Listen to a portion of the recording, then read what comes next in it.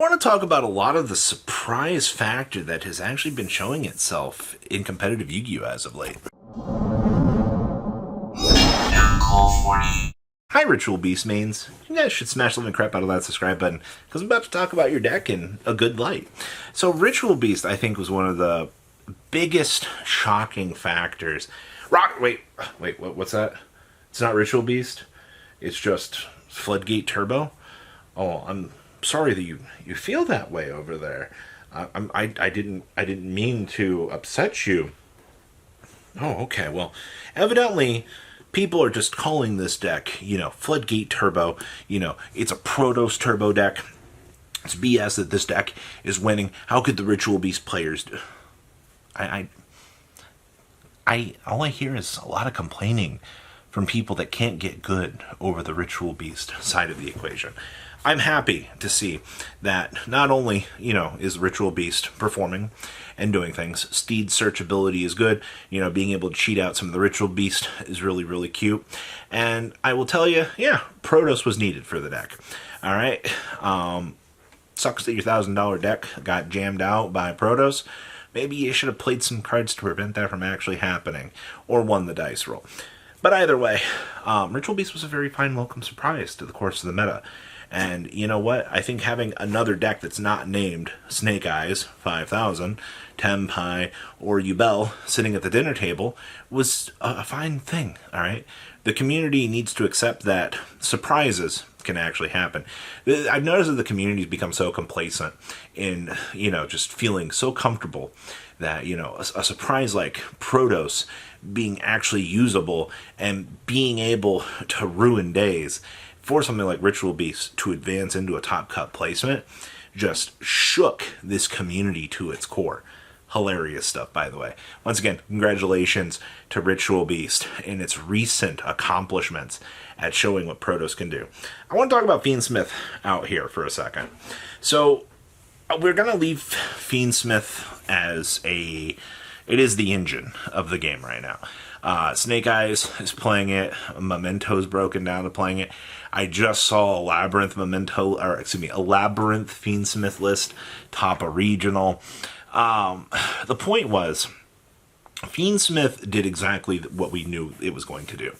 It was able to unfold into the TCG as a deck that would be a support engine for all of these decks. Beatrice giving a specific dump, or, if you need to put some extra bodies on the field to link climb for consistency, or your deck already could inherently put 2 monsters on the field. See, we got things falling around here. That was full Snake Eyes combo, or full Fiendsmith combo resolving there.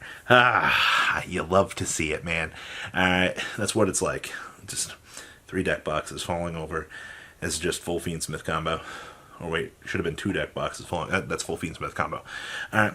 Either way, the current state of Fiendsmith is Beatrice probably needs to get out of the game. I don't think anybody's really complaining about that. Then the deck just kind of turns into like M7 or, like Turbo something edition. Yeah, or Photon Strike Bouncer? No, nobody's going to play Photon Strike Bouncer.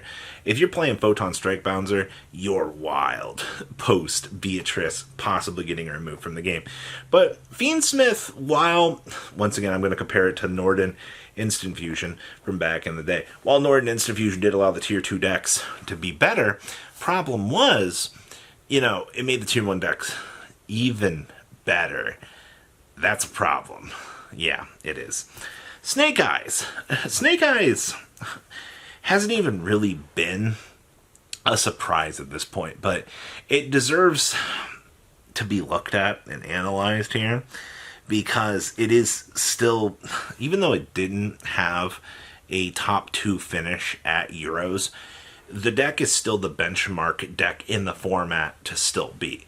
Like, if you're looking at playing competitive at all, you are going to have to deal with everything that the Snake Eyes deck has to do. Like, through the full combos, through the Flamberge Dragon, which is just Block Dragon, and should probably be banned, but that's neither here nor there. And then, of course, the deck costs almost $1,000 right now to have it at its full potential. That's with full Fiendsmith package and that. And if you know you're playing against somebody that spent the full $1,000 to go to locals to win $20 worth of packs, they have a more disposable income than you do.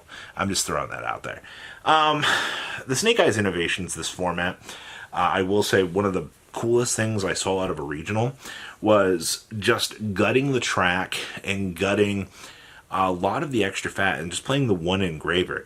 By playing the one engraver, remember, it's still full Fiendsmith combo by making the link to bringing out the the goddess into the Requiem into the engraver, because now not only can you get the engraver brought back onto the field, you can effectively make the necro equip to have it set up for the next turn and passing, depending on you bring it out, equip the Requiem, make the necro equip there, and then you're able to revive the guy and then just do your thing.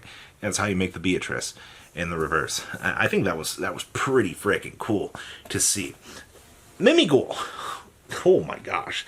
Mimighoul innovations have been crazy. Mimighoul now has a regional top, right? It was playing Kashtira cards to kind of give the deck, Fenrir's, Unicorns, that ability to be able to have those cards to control the game.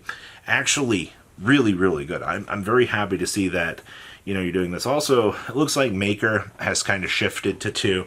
I really want to play 3 Maker. I think Maker is a stupidly insane card. It makes the deck what it is. And I will also tell you out here, if you're looking at just playing Mimighoul on the first round of support, you can do so very easily. I think a lot of people probably are going to keep looking at Mimighoul and being like, this deck is trash. I mean, it has its days, I assure you of that. Also, if you're able to pull off the Fire Sorcerer play and hand it on over to your opponent and get the free Rip 2 out of their hand, and then summoning curses, lock them for even more, you're going to feel like an absolute madman while playing this game. There are so many stupid BS interactions that Mimighoul actually has as an engine that, you look at the old flip effects. I mean, also people are looking at the Hero Shadow Scout as something. That tech choice fell off long ago. There's no point to actually trying to play that. You can try, but it's not a good thing. So, congratulations to Mimighoul. You've been one of the biggest surprises in the current meta circuit, and I love to see it. It is by far such a welcome change to the course of the game that we could have, these kinds of challenges sticking up here and actually doing its thing. Now, state of the game overall. Nobody really wants to play Yu-Gi-Oh right now. I want to point that out. I'm not happy to say that, but this format has drained a lot of people.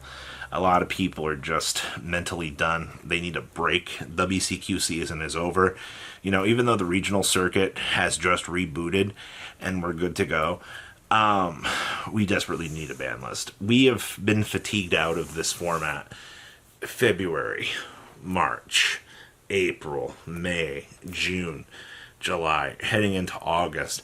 And then, if you want to reverse it and look at January, December last year, you're already pushing 10 months of this. And it's only been progressively getting worse as each and every month goes on. I actively believe we will see Beatrice go as a preemptive countermeasure to the format, and we'll actually have a good couple of months for this game. It is as easy as Konami making that decision to rewind a lot of this and put us into a position of actually being able to play. And I think that would make Fall Yu-Gi-Oh!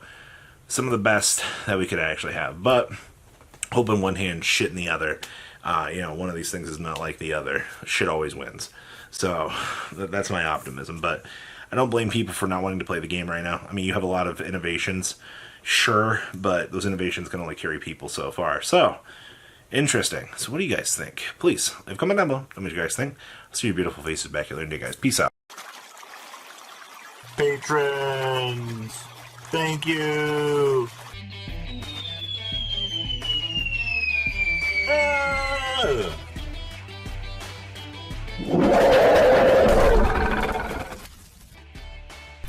Thank you so much for watching. Check out these other videos.